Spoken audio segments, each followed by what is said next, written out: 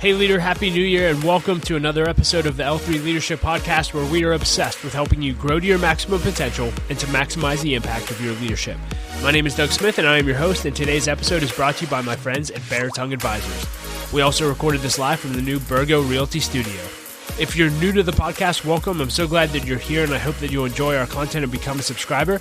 Know that you can also watch all of our episodes over on our YouTube channel, so make sure you're subscribed there as well.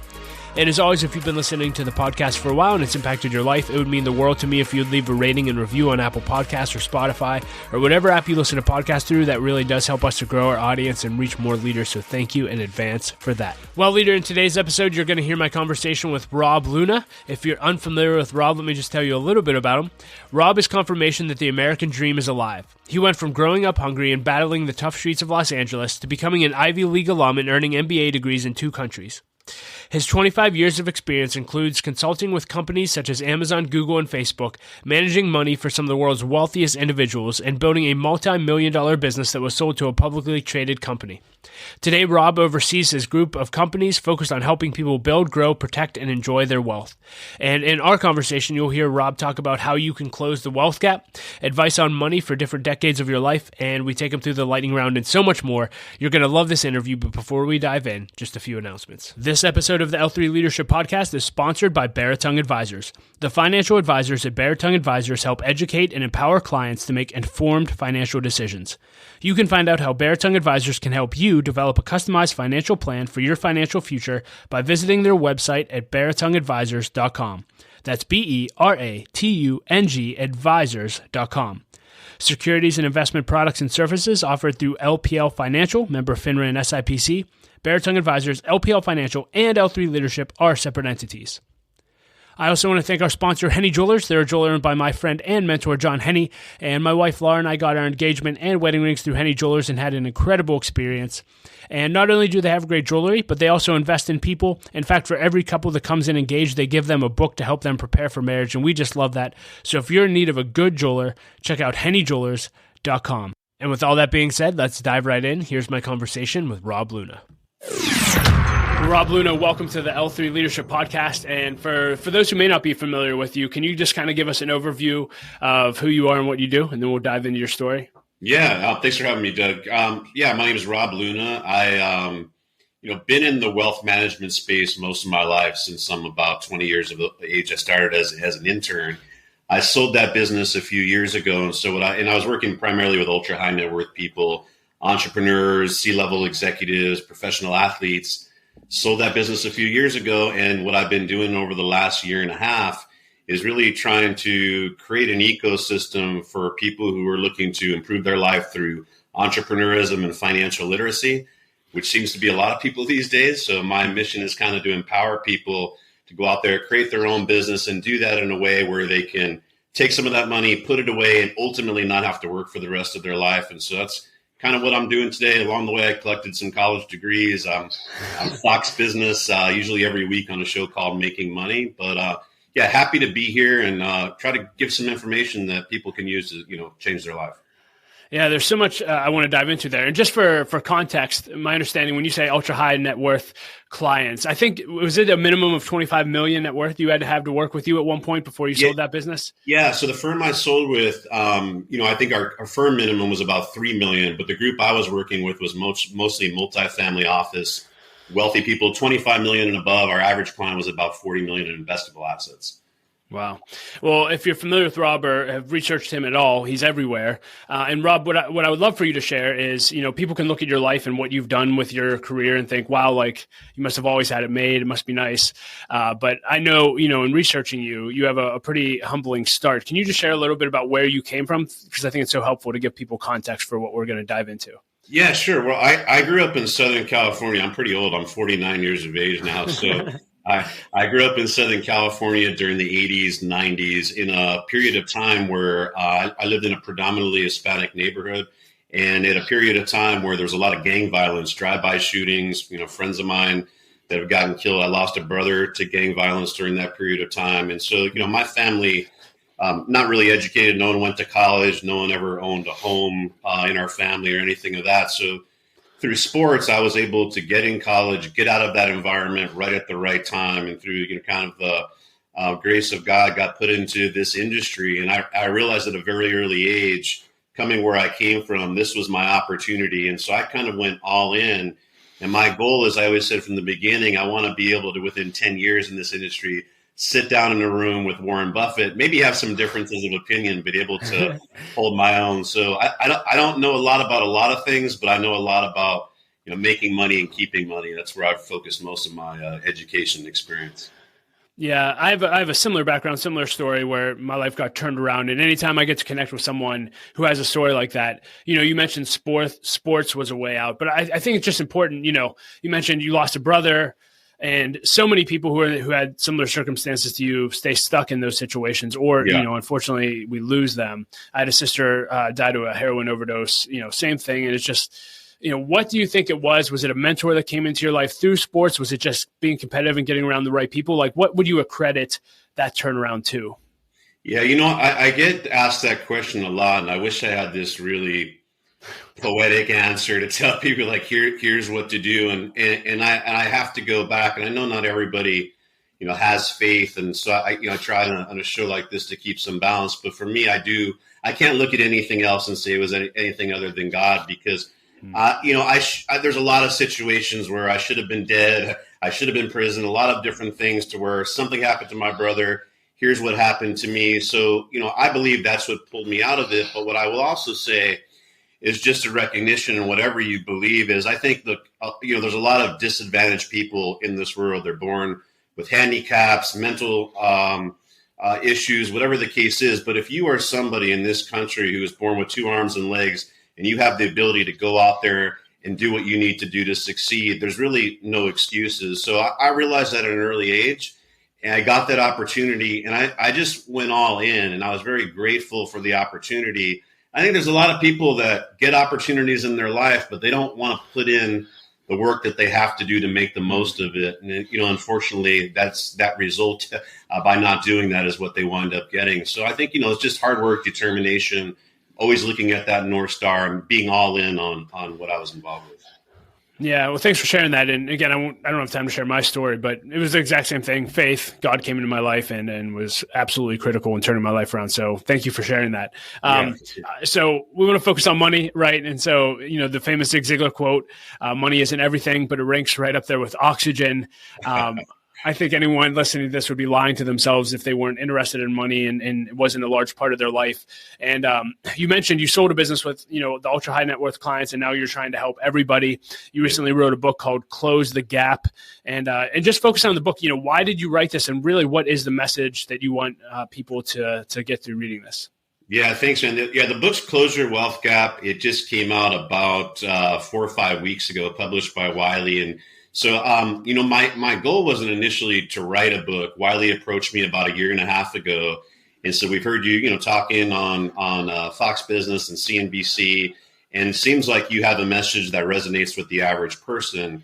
And so we started talking about concepts, and the original concept was, this wealth gap in America, which I think is so widely publicized. We're all aware that the rich are getting richer, the poor are getting poorer, and so they initially wanted me to write about that. And as I started to think about it, it's a great issue and topic to try to solve. There's a lot of politics that go beyond that. In terms of my audience, which is the average person, what I was more important with is how does the individual close their wealth gap? And so closing the entire wealth gap is pretty difficult. So the book Close Your Wealth Gap was showing people, individuals, how can you put yourself in a position where you're not a statistic? There was something CNBC put out about 3 months ago, and they said that the average American could not afford a $1,000 emergency from their savings. And that's a huge issue, right? And so what I wanted to do was, when I wrote the book, Doug, over my career being in the business that I am, a lot of people have always asked me,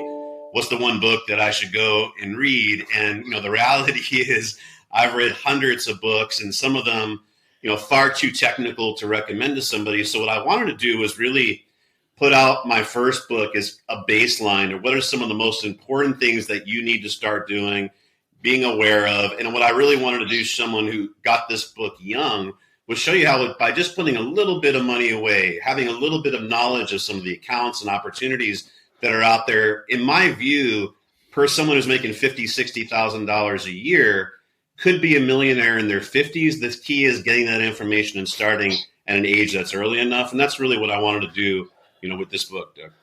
Yeah, and I would love to dive into some of the concepts in the book. And, you really kick off just talking about people's relationship with money. And that looks different for everyone. Again, you mentioned your background. I'm sure it looked way different than when you started learning some of these things.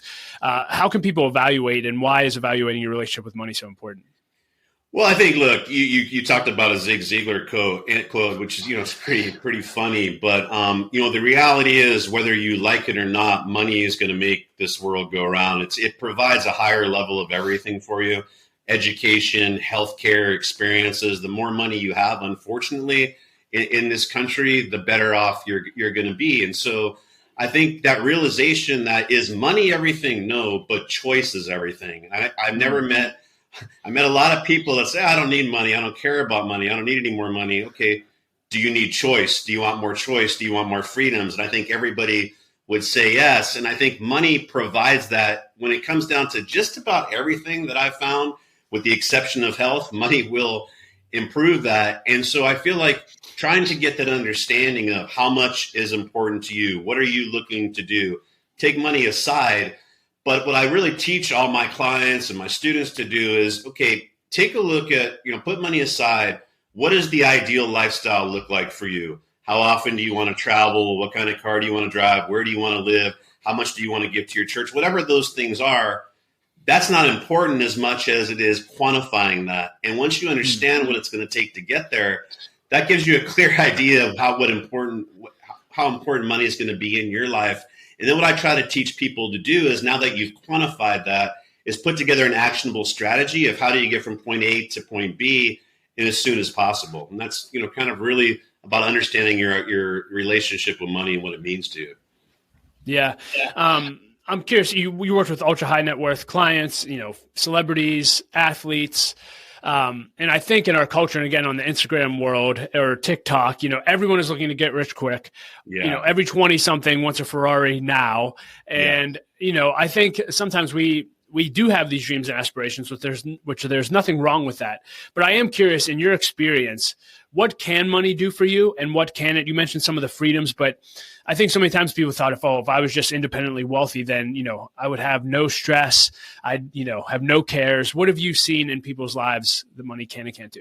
Yeah, there's always going to be stress. There's always going to be problems. There's always going to be more challenges in life. Unfortunately, money's not going to do that. I thought, you brought up a great point, though. I feel like today, we talk about behavior of money and understanding your relationship with it. Instagram, TikTok, all these things are great because they give us real-time access to information. But I think also behaviorally, they cause us to want to take shortcuts. They cause us to do things that aren't necessarily in the best long-term of interest. You talk about Ferrari. Funny enough, I always wanted a Ferrari kind of as a kid. That was a dream of mine. And, I was fortunate in the industry I was in. From an income perspective, I made my first $1 million around 29, 30 years of age. And so if you look at just making payments on something, could I have afforded a Ferrari at that time? Yeah, probably I could have made the payments, but could I really afford a Ferrari? No. And I didn't buy my first one until I sold my business and was able to buy it for cash. And then I realized, quite honestly, like a lot of things, after I had it and I bought a second one, it's like, okay, I'm done with this. Thing's done. So trying to correlate those things to happiness is not going to get there. Happiness to me, and what money has done for me, it's bought freedom for me. It's bought choice for me. And I think if you have that as your North Star, that's the most important thing. But you also said, that I worked with a lot of wealthy people, and I have. And I've worked with people that are worth 100 and something million liquid, and they're totally miserable. I've worked with people that are 10 million, they're totally happy.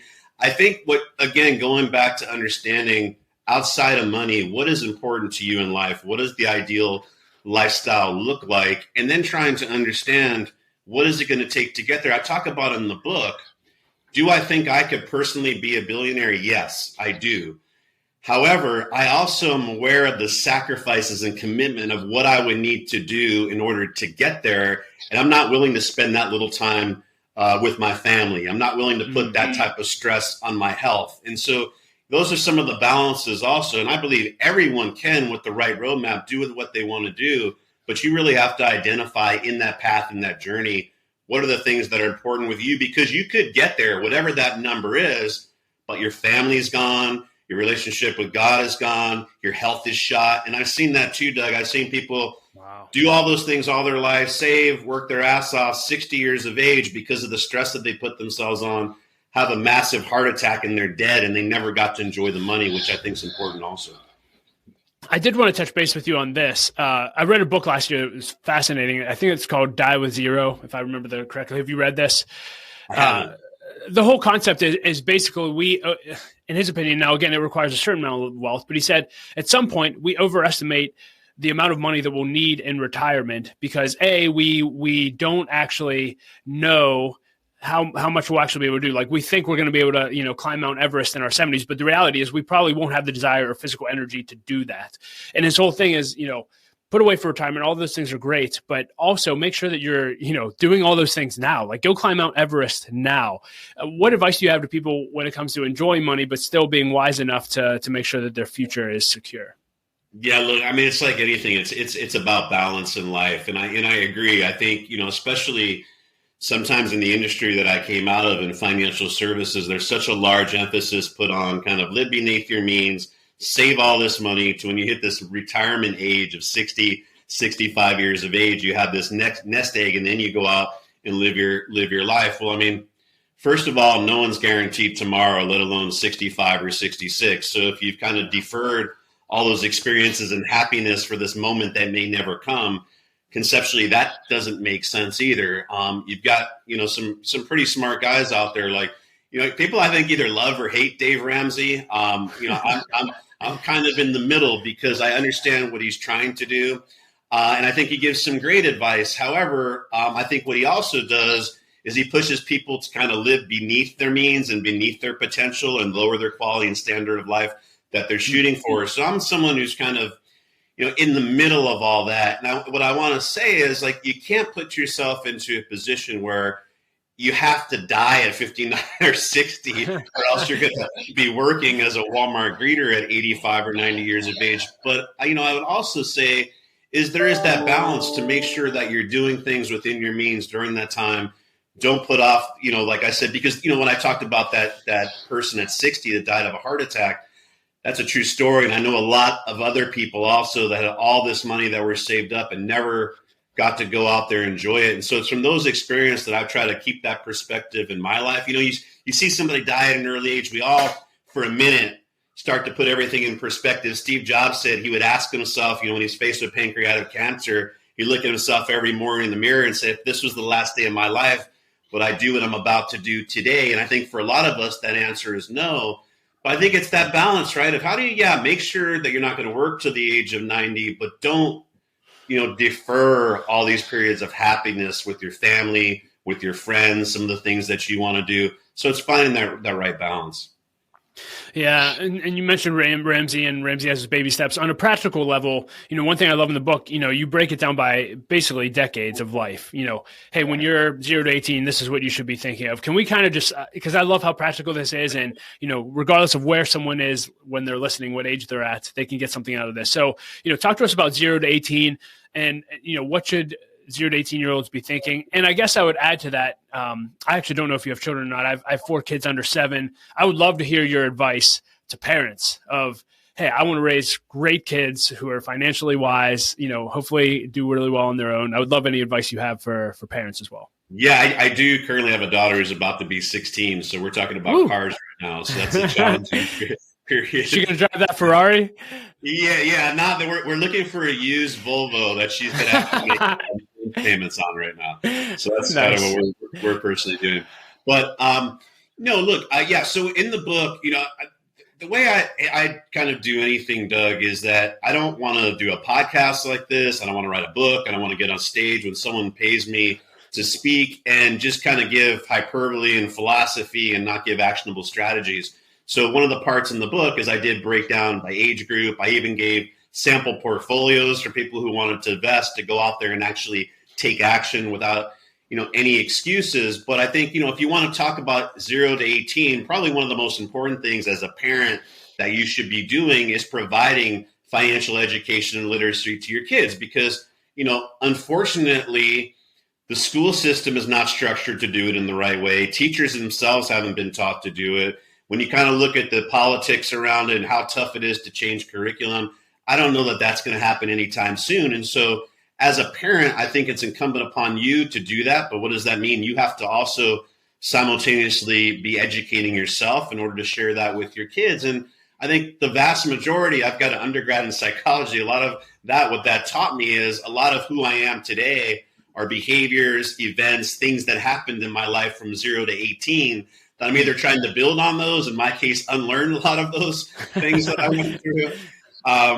But so I think setting that foundation is first and foremost the most important thing. So things like allowance, right? Look, in the real world, making your bed is something you've got to do. Brushing your teeth, something you don't get compensated for that. But maybe, hey, mowing the lawn, if you help dad do that, he doesn't have to hire a landscaper to do that. Other things like that, teaching them the value. And again, trying to correlate it to the real world of how would you be compensated. And then, things like, there's a lot of things you could do. I talk about in the book. As a parent, a lot of people don't know, you could put your kid as a additional card holder on one of your credit card accounts. What that starts doing is building a credit report for them. If you own your own business, and I try to get everybody, even if they've got a full-time W-2 job, to start their own side hustle, you can hire your kids and pay your kids and start a Roth IRA for them when they're as young as 5-6 years of age. Have them open up a stock account with $100 or $200 they get from their birthday. Ask them what they like. Maybe they like Roblox, Disney, whatever it is. Show them how to buy a share of stock and track that. You have to start teaching them those financial lessons at a very early age. So there's a lot of things financially you can do, like investing, starting a Roth IRA, getting them going. But I would say the single most important thing is that financial education and literacy, that you start showing them the power of working, earning, saving $1, and then taking some percentage of that, not blowing that at the mall, but putting that into some type of investment account where they can watch and see that grow. Yeah, that's so good. I love the intentionality. You mentioned that you think everyone should have a small business. I heard you talk about this on another podcast. I think someone asked you if you can go back, 30 years and start over, what would you invest in? I think your answer was, I would start a business. Can you talk to everyone listening to this? Why do you think everyone should have a business, and how can that benefit them financially? Yeah, well, look, so I've made a lot of investments in my life, just about anything you name it, as long as it's legal, I've invested in it. And some of them have done really good. Some early real estate investments in Southern California, stock market investments. I bought Amazon in 1999. Those were all great investments. When you look at the IRR, I think anyone would take them. However, like I said, I have sold my own business, something I started at 27 years of age out of my bedroom. I started with credit card debt, 0 assets under management. I built it up to over $1 billion and sold that for a number with several zeros in it. And by far, that was something that was just sweat equity. I didn't have any money or capital, credit card debt. That rate of return, that absolute dollar amount, by far the largest amount of money that I ever made. For me, it was life-changing. But also, when I talk about finances, I talk from the benefit of, yes, as an entrepreneur and doing these things myself, here's what worked out. But I also had 25 years of experience with working with some of the world's wealthiest people who made their money in different ways and watching what they did over that period of time.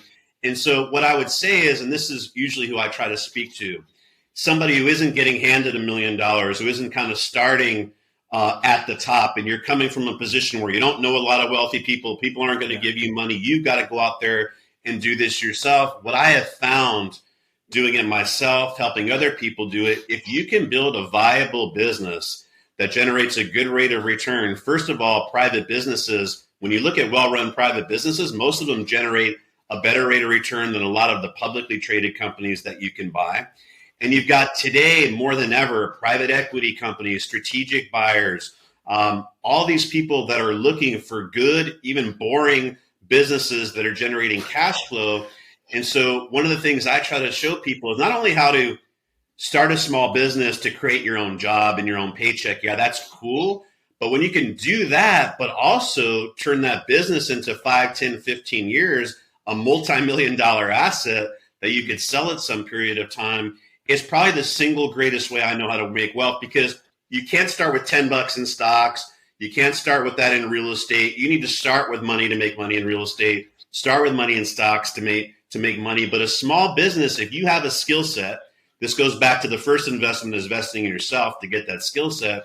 If you have a skill set, you're willing to put in what it learns to build what a small business should look like to sell, and you have that roadmap, you can start doing that and building yourself an asset. And I think giving yourself the highest potential to create generational wealth, at least good lifetime wealth for yourself, more than any other activity I think that you can do.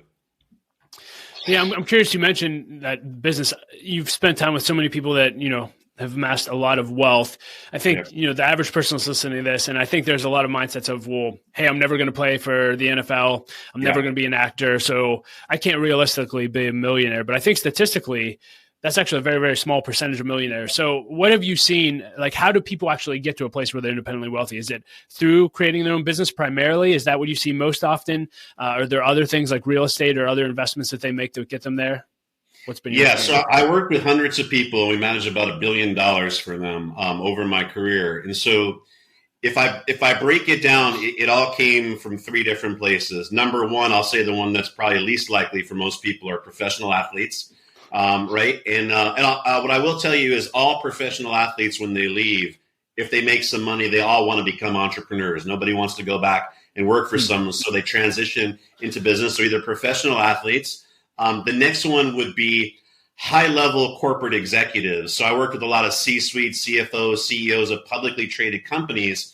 How they got their wealth wasn't from the salary. If you go and look, and this is all public information, at the salary of some of the top people at Google or Microsoft or Coca-Cola, wherever it is, a lot of them are making $300,000, $350,000. They don't make their money off salary.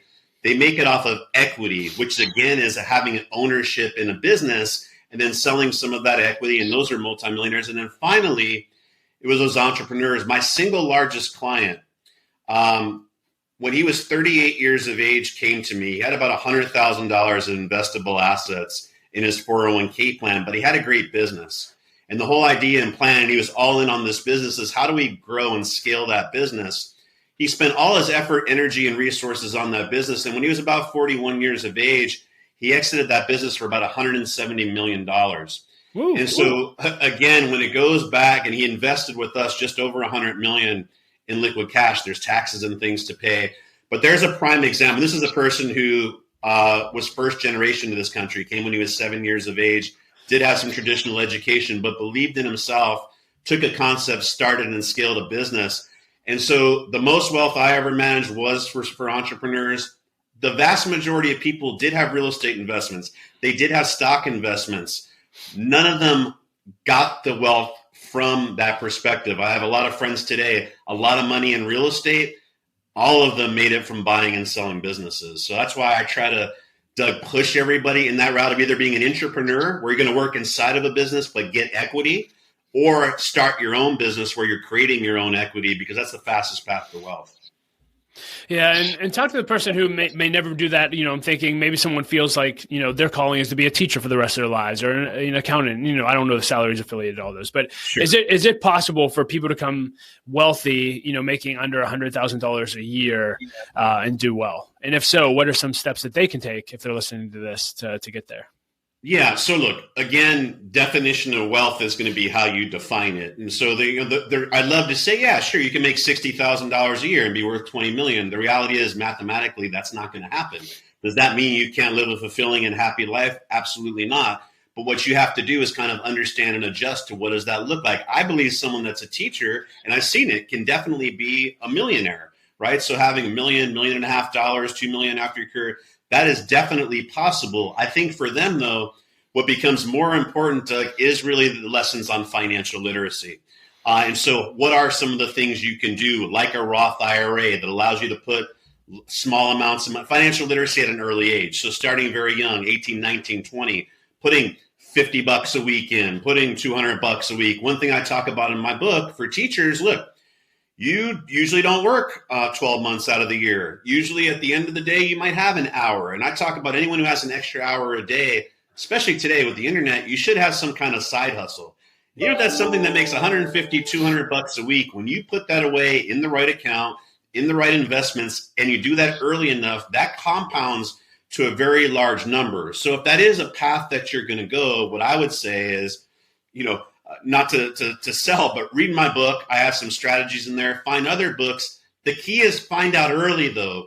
What's discouraging for those people that you're mentioning, like teachers, is they find out too late. And so when you find that out in your 40s or your 50, the number that you have to do to get to $1 million is just, it's not achievable. But when you find out in your early 20s that, hey, it's 50, 75, $100 a week, and you do that consistently and you don't think about it, before you know it, you're on autopilot to becoming a millionaire. So for them, I would say that financial literacy, being a little bit more prudent, being a little bit more cautious with your budget, again, not putting life on hold, but saving and investing your way towards that $1 million is probably the path that they're going to have to take. Yeah. Rob, I'd love to hear you talk about mindsets. I'm curious, as you've grown from, your childhood to where you are now, were there different levels of wealth that you hit, or maybe growth in your business where, your mindset was here of what got you to that point, but then you kind of hit a wall and you realized, man, to go to the next level, I really need a totally different mindset to break through. Has that been the case over your career? Maybe what are some of those mindset shifts that you've had to take to go to the next level? Yeah, well, I think, one of the things that keeps people broke is their mindset. They have a broke mentality, and they've kind of carved these things out. I saw this in my family where, okay, this is for these people and this is for us, right? And so they've kind of settled for some second-class version of what they could be in their life. And so I think the first thing that you have to do is remove any barriers. And there's just story after story of people that have made way more money than me, have been way more successful or similar to me, that came from nothing and did it. And so the fact that you're using any of these excuses of why you can't do it is just that it's an excuse.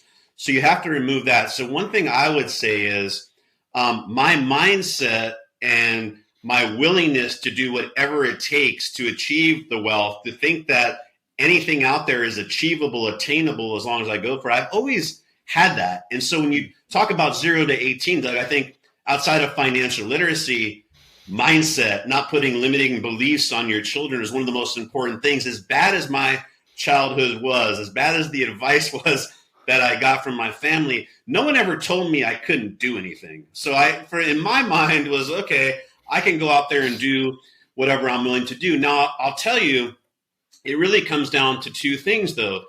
Number one, willingness, and number two, ability. So you could have the willingness, meaning the mindset of, yes, I want to go out there and do that. But then the idea becomes is, okay, what is my clear, actionable path? Because you can't just be super optimistic, willing to do whatever it takes, but you don't know where to go, how to get there, and more importantly, you don't have the skill set to get there. So I even talk to people, again, with your kids, get them to figure out what type of lifestyle they want. And when you help them quantify that when they're going into college, is education going to get you there? And this, everyone talks about following your path, but what I show people, and I work with wealthy families in educating their kids, showing them the career choices, the majors that they go into, maybe that won't get you there. But then we show you like, hey, if you need to make $200,000 and $250,000 a year, and this is a true story, maybe medical school might make sense. And so going through those things, and then they understand and identify that, how to get there. So what I would say in my own career is I always wanted to do that. I had a certain amount of wealth. And like I said, by 29, 30, I was very fortunate. I got referrals from existing clients. I was making about $1 million a year. But I wasn't like headed towards where I thought when I looked around me, the people at Goldman Sachs or Ray Dalio, and I was like, wow, these are billionaires. And what are they doing? Like, I know I'm doing okay, but there's no way that I'm a path to do there. And I realized, okay, the business I built, yes, it was good, but it was more of buying myself a high-paying job. And so I started understanding and identifying what does a business that's sellable look like versus what I'm doing. So part of that was going back to school. I went and got my MBA in my late 30s with the idea of, okay, I need to understand what really is scalability. What are private equity companies? What are people looking at? I went there, this was a while ago. I'm 49 now. A lot of that information is available online now, but I went and got that knowledge. I educated myself. I came out of school. I put that into my business, and 3 years later, I was able to sell it. And so, again, mindset, but also skill set. You can't get to where you want to go without both. So Make sure you have a mindset, make sure you understand what you need, and then go out and identify and practice that skill set to help get yourself there. Yeah, I'd love to talk to you a little bit about the platform you've built and business. So as we transition from the book, and again, it's called Close the Gap. We'll include a link to it in the show notes. Everyone should go buy a copy for people you know. Any other money hacks or things that you want to leave leaders with before we dive into another subject? Yeah, no, I don't like.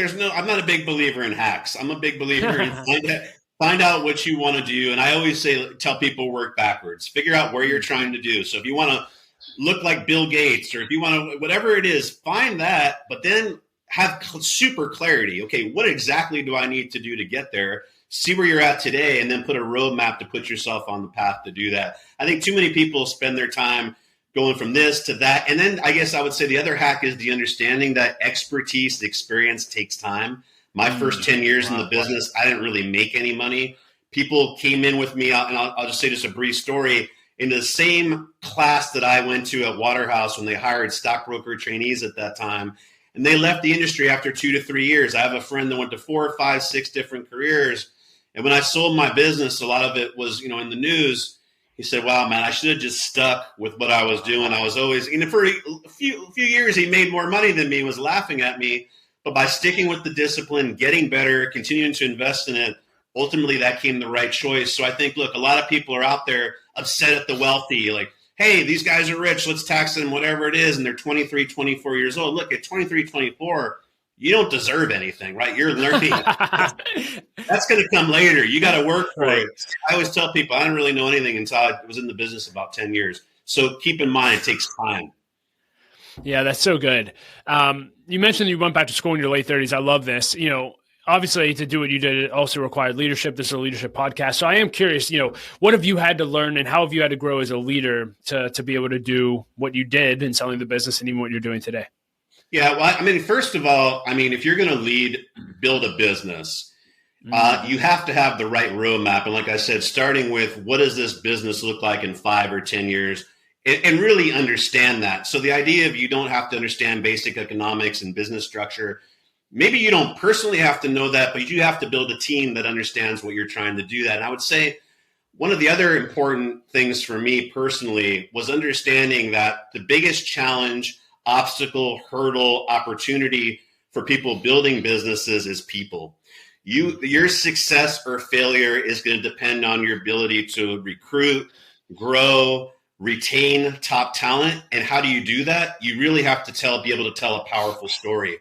So I'll tell you, there's so many times in my MBA where I heard in different classes, economics, marketing, the power of telling a story and being able to lead people and get them motivated and excited. Nobody likes a business that's growing 2-3% a year. Happiness is growth. So they've got to see the business growing. They've got to see their trajectory, their roadmap for growth going. And you've got to come in there every single day as the optimist, the cheerleader, no matter what the situation is. I was running that firm that I sold in 08, 09, where I didn't know if the bank was going to have enough money to get out of the ATM during that period of time. But I never let my clients see that. I never let my employees see that. You find a way to navigate that and show leadership. And where that's most important is during the dark times. We're in a challenging environment now. We've been in 08 or 09. We'll be in 5, 6, 7 more in the future.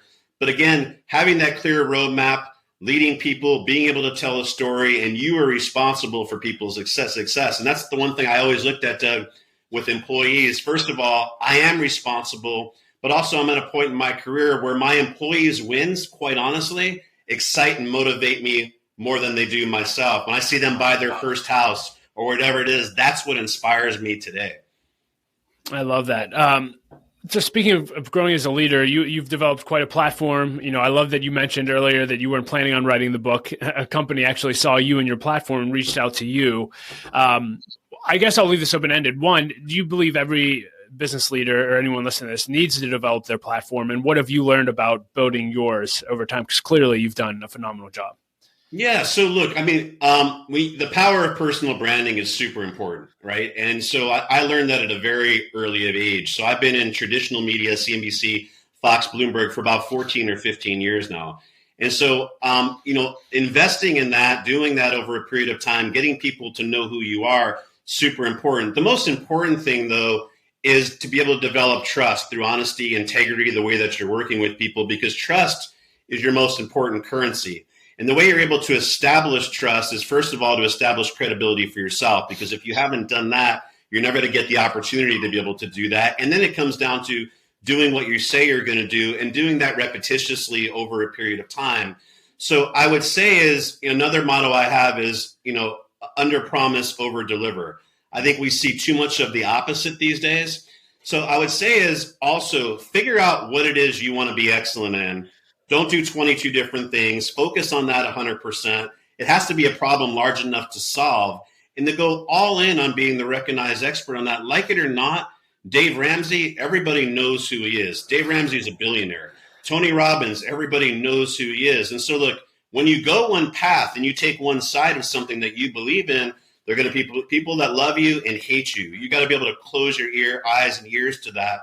And so one thing, I'll talk about today also is, prior to selling my business 3 years ago, I wasn't on Instagram. I had a Twitter account, but I wasn't really doing any social media because, going back to who my customer was, they would watch financial news, so they saw me there. A lot of the referrals came from sports agents, CPAs. In the industry, social media at the time was very taboo. Big firms didn't want you on there. Compliance was kind of weird about that, so I didn't do that. So I built that through networking the old way. I built that through traditional media, being on television once, twice, 3 times, 4 times a month. And that's pretty challenging to do that. What I'll say today, though, is 3 years ago when I decided I want to go and reach the average person, quite honestly, is on social media. They're not watching network. They're not watching Fox Business or CNBC, especially older people or Bloomberg these days. Like, that's an older, dying audience. I think traditional media realizes that. But the great thing today is you can do what I did in traditional media on social media just by grabbing your iPhone and getting out there. However, you can't get lost in the sea of the same. And that comes down to expertise, knowledge, and most importantly, I've done pretty well in social media, good engagement. I've converted a lot of business from social media. Primarily, that's done on the work that I've done over the last 20 years, though. It's not what I've done in just 3 years. So again, to get on there and be a business expert when you've only been in business 6 months or any of those things, the one thing about social media that I'll also say that sells and works better than anything else is authenticity. And authenticity comes from experience and education. Today, more than ever, I've got 4 college degrees. People don't care really about that stuff anymore. They care about execution. What have you done? And how was your integrity, honesty? What do people have to say? Yelp, all those things. What are people saying about you of what you did and how you treated your people on the path to getting there? You made a small statement I've never heard before, but I love that you said, "Don't get stuck in the sea of same." Is that a thing for you? Can you say more about that? I like that. Yeah, I think, look, I'll give you an example just in my own profession. In the last business that I built, everyone's a financial advisor. Like, there's millions of financial advisors out there. Everybody wants to talk to you about this 100-year stock chart investing. They want to talk about Roth IRAs. And it's like, okay, well, there's guys that are 50 years old and have Ivy League degrees that are doing this. And whatever the case may be, is like, how am I was thinking to myself in my 20s going to be able to compete with that? And so, I realized, first of all, I needed to grab a platform. And so I did everything I can to work myself into traditional media. So that's one differentiator. But that's not enough. Just having good, everyone today is telling you to have these great reels on Instagram and all that stuff. And I'll tell you a little secret about that. The more polished some of your stuff is, the less authentic it is. Just get an iPhone. When I do things like that when I'm driving my car, better response, better engagement that I have with some of the other stuff. So put that out the window. But really what changed for me is I started thinking again is, what is the problem I'm trying to solve? And so thinking, really understanding who is my customer, having a myopic focus on what that person is and what they're trying to do, and then figuring out what could I do different than the rest of people? How could I get myself out of the sea of the same? And so everyone was focused on touting their returns and how good their investment philosophy. My thing was, how do I help you build what's probably your biggest asset, what keeps you up at night, what excites you is your business. So the vast majority of my time was focusing on understanding their small business. How do we lower some of your liabilities? How do we help you hire people? How do we grow and scale your business? How do we look for more efficient technology? How do we help you exit that business? And like I said, my wealthiest client didn't have millions of dollars to invest, but he had a business with a lot of potential. So focusing on helping him develop, grow, and build that, and then exit, ultimately he became my biggest client. And that's a different conversation that I was having wherever I was going and networking with people and entrepreneurs in particular versus the rest of the people. So I sounded a lot different than my competitors did. Yeah. You mentioned that you did everything possible to get on TV. And obviously now you're on weekly, you're all over the place. I'm sure a lot of people would say, I would love to do what Rob's doing. Now you're a speaker as well. You're an author. How much do you go out and seek that versus letting it come to you? Yeah, it's probably not the right answer, but I kind of let all of it come to me now, just because, I'm in a position where I've been doing it for a long time. So I got, just by knocking on doors 13 years ago, I got maybe 14 years ago, my first spot on Fox Business. And I went in there, did a great job. And then I started networking with a lot of the producers. The good thing about financial TV is they need new content every day. And so I was able to kind of to build through there. But, I think really what's led to my success more than anything is just execution. The more I focus on executing for clients, delivering, helping them exit their business, then, again, it's authenticity. So I could talk about helping other people build, scale, and exit their businesses. But when I was able to take my own business that I was 100% owner of, that I started with credit card debt, and then sell that to a publicly traded company. And when you sell to a publicly traded company, it's KPMG, it's other auditors that are coming in. Like, these are big dollar amounts, these are big people. So that was kind of that third party validation that I got to where then it's like, okay, this guy has helped other people. He's done what he said it's going to do.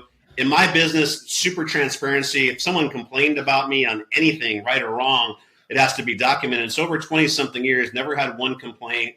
Again, it came back to, quite honestly, why was that even the case? When you look at Wells Fargo, Morgan Stanley, they get complaints every day. It comes back to under promising and over delivering. If I thought that I can get back to somebody in 3 days, I would tell them it was going to be 4 days. If I thought the average rate of return was going to be 7%, I was going to tell them it was going to be 5%. So always kind of giving myself an opportunity, I guess, sandbag some of the results, and that worked out pretty well for me. Yeah, well, with the time we have left, I'd love to transition into the lightning round. Just a bunch of fun questions I always ask in every interview. The first one is, what is the best advice you've ever received, and who gave it to you? Wow, the best advice I ever received. It's a framework, and it was from Dan Kennedy, and he's kind of an old school marketing guy, and he's the one who kind of led to a lot of my philosophy. He has something called the ACE strategy: authority, celebrity, and exclusivity. And so those of you guys are trying to build a brand, first he said, you have to become an authority. That becomes things like college degrees, execution, experience. Then once you have all that knowledge and you're good at what you do, it doesn't matter unless people know who you are. So then you need to become that celebrity. So you can do that through television. You can do that through social media today. And then once you do that, it leads to your last question. It becomes exclusivity. People want what they can't have. They want people with $25 million minimums. And so then I really started upping my exclusivity of who I worked with. And that's where you go from chasing money to have money come to you in whatever industry you're in. So authority, celebrity, exclusivity, I credit that to Dan Kennedy. That's what helped me get to where I'm at today. That's so good. And just for wanting to take a deeper dive into that, is that in a book form, or is that I'm not familiar with Dan. Is that? Yeah, no one really talks about Dan Kennedy. I think a lot of people have rewrapped his stuff and made it their own, but he's one of the, if you just look Dan Kennedy, he's got that in there, but it's really pretty simple strategy. It's the ACE strategy. But if you Google it, I know he has tons of books. He's got a lot of books out there. If you could put a quote on a billboard for everyone to read, what would it say? That's a great one. It would say anything's possible. What is one book that you've read either in the last year or all time that significantly impacted your life? Yeah, I'm going to give you, where is it? I'm going to give you a book that I'm reading because I'm trying to understand social media, and I'm going to get, not that he needs any more publicity, but Alex Hormozi, $100 Million Offers. It's a great book. So I'm somebody who's trying to navigate the world of digital marketing. I'm not that great at it. So Alex, what I like, kind of like myself, very actionable steps. If you're trying to grow a business online, he's got a few different books, but Alex Hormozi's got some great books out there. When you get to spend time with someone that you look up to and admire, do you have a go-to question that you always ask? Yeah, what can I improve on? That's good. Biggest leadership pet peeve? Biggest leadership pet peeve is not taking your people with you. So CEOs that make tons of money and they still have their people making $40,000, $45,000 a year. I don't know if you have an actual bucket list or not, but what's something you've done in your life that you feel like everyone should experience before they die? Well, that's a great question. You're kind of stumping me. I've had the privilege of doing a lot of great things. I mean, everything just comes back to me is, getting a period of time that you can spend with your family, away from everything, away from the phones, away from distractions. It doesn't really, where I'm at, how expensive the hotel is. It's just getting away for 10, 15 days, real period of time, and getting to know, understand, reconnect the people that are most important with you. It sounds simple, but a lot of people never get the opportunity to do that. So good. If you could go back with yourself and have coffee with yourself at any age, and you'd actually listen to yourself, what age would that be, and what would you tell that version of Rob? Yeah, well, I mean, I think you heard on another podcast I talked about start your business sooner. I would also say hire the right people sooner. So always, like, if you're starting a business, which I try to encourage everybody to do, if you think you could hire 3 cheap employees, hire 1 really good employee. Pay that person really well. Again, there's a lot of money out there, guys. I know you can't believe it now. I've got more money that'll go into good businesses than's out there. The challenge is finding the people to execute on that. It's the most difficult thing. So treat people well. At the end of your life, what do you want your legacy to be, and what do you want to be remembered for? Yeah, I just want to be a good Christian, a good father, and a good husband, and a good friend. That's. I don't want anyone to say anything bad at me. So that's what I kind of aspire for every day. Is those things in balance? God first, then a husband, then a father, then a friend. That's my order for different reasons. But that's what I'm shooting for. Anything else you want to talk about or leave leaders with today? No, man, I would just say, look, believe in yourself. And for those of you who are discouraged, those of you who have started a business and failed and thinking, I can't do this, the vast majority of people, myself included, their success from business didn't come from the first failure, the second failure, or even the third failure. So believe in yourself. As I said, mindset is super important, but remember skill set and understanding and identifying, is there a gap between where you're trying to go and where your current skill set is? And then today with YouTube, everything else out there, there's so much information to put yourself in it to obtain that skill set. And I promise you, if you put that to work, you're going to achieve a lot of the things you never even thought possible. Well, Rob, thank you so much for the conversation. Thanks for adding value to me and everyone who will listen to this. Again, links to everything that Rob discussed will be in the show notes, so make sure you go out and get a copy of his book as well, and hopefully we'll get to do this again sometime. Appreciate it, man. Thanks, Doug. Well, leader, thank you so much for listening to my conversation with Rob. I hope that you enjoyed it as much as I did. You can find ways to connect with him and links to everything that we discussed in the show notes at l3leadership.org/403. And as always, I like to end every episode with a quote, and today I will quote John Maxwell, who said this. He said, "Although you cannot go back and have a brand new start, my friend, anyone can start now and have a brand new end." And I think that's a great quote for kicking off 2024. I hope this will be your best year yet. Know that my wife Laura and I love you. We believe in you, and I say it every episode, but don't quit. Keep leading. The world desperately needs your leadership.